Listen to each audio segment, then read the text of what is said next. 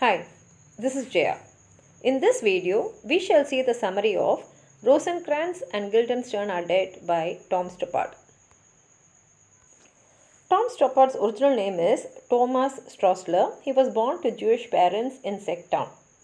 His family moved to South Asia and there his father was killed when he was only 4 years old.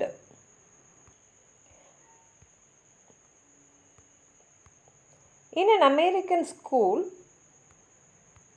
in India, Thomas became Tom and later on his mother married an Englishman whose surname was Stoppard. Therefore, he became Tom Stoppard. When he was 17 years old, he became a journalist and started writing radio plays and then he started writing stage plays. This play, Rosencrantz and Guildenstern Are Dead, brought Stoppard international fame and in 1967 he also won the Tony Award for this play. In 2013 he was awarded the Pen Pinter Prize for determination to tell things as they are. In this play, in the very first act, we find that Rosencrantz and Guildenstern are tossing coins. Now we should know the background of this play before we go into the play. This is based on Shakespeare's Hamlet. That is why the characters are wearing the Elizabethan costumes, because Shakespearean plays were written during the Elizabethan time. And we find these two coming, and when they are coming, they are tossing the coins, and they find that each time they toss the coins, the heads are the ones which are getting landed. Now Rosencrantz does not bother about it, but Guildenstern is disturbed and he says, "Don't you think this is very odd that each and every time we toss the coins, it is landing on heads?" And at the same time, they also realize that they are not able to remember what happened before they started tossing the coins. They only remember that they were called by the royal people to come and meet them. At that time, the tragedians, they march on the stage and a player, a character, the name of the character is the player, he leads them.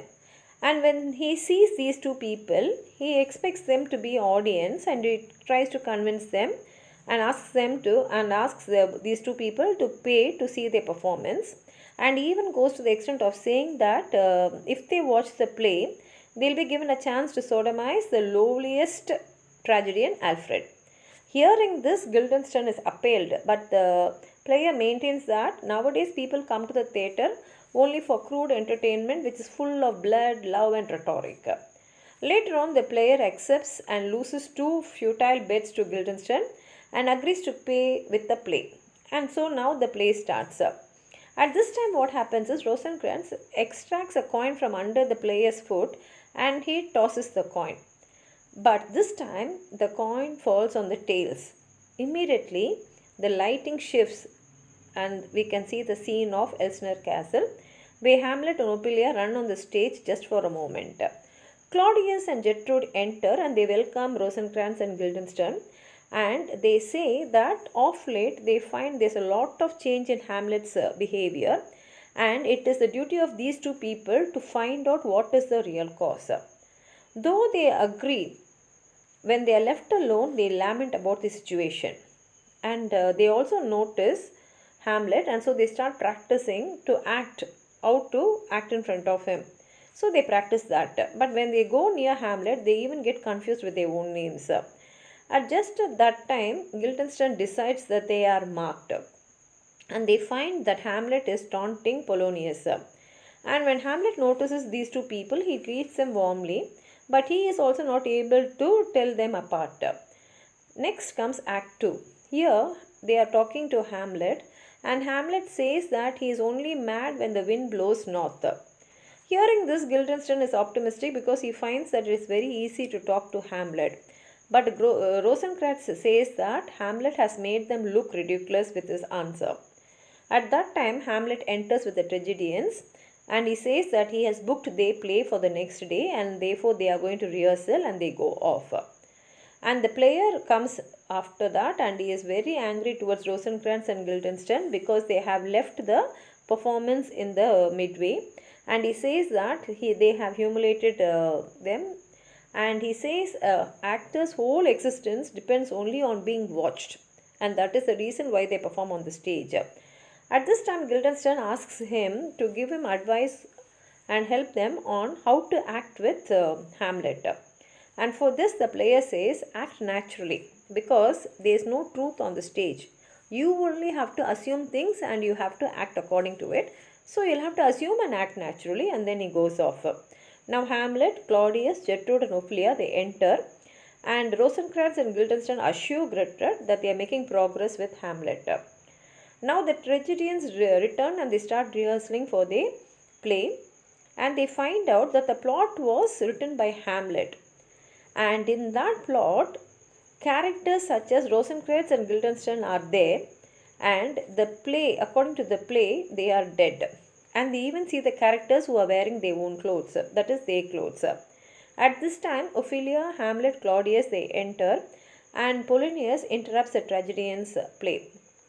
And the player calls the play a slaughterhouse, bringing out the actor's best. Guildenstern criticizes spectacular stage deaths, insisting death is simply a man failing to reappear. Now the lights black out and the sun rises on Rosencrantz and Guildenstern alone. Now Claudius enters briefly and tells Rosencrantz and Guildenstern to find Hamlet and Polonius' corpse, because Hamlet has already murdered him. But the two do not do it immediately, they just procrastinate this, and they find a scornful Hamlet entering, and they are not able to make him to obey them. Now Rosencrantz and Guildenstern are in despair because they are not able to communicate with him, but Hamlet eventually returns and promises to go with them to England. In Act 3, Rosencrantz, Guildenstern and Hamlet are on the boat to England, and they are preparing their speech to the King of England. At the same time, Rosencrantz and Guildenstern read the letter which Claudius gave them, and in that letter he has released the order of Hamlet's death. Seeing this, they are horrified. Hamlet notices them reading a letter, so when they are asleep, he steals and reads a letter. Then he writes another letter and replaces this letter for the other letter and takes away the original letter. Now the tragedians appear on the ship as stowaways. After some time, the pirates attack the ship and Hamlet goes missing. Now Rosencrantz and Guildenstern are distressed because they have to find Hamlet. In order to review their plan, they take the letter, and when they read the letter, they are disturbed and angered because now in the letter the order says of their own execution. Now when they are angry, the player comes there and he tries to calm them, and he says what Guildenstern earlier, saying that death is nothing but only the verdict where the person will not reappear again. Hearing this, Guildenstern gets very angry and he stabs him, and the player falls and dies. But the dagger which he used is actually a fake one, a drama dagger. And after some time, the player stands up alive and he is so very confident and happy that he has convinced Guildenstern on how you have to act death. But Guildenstern says that he is not convinced.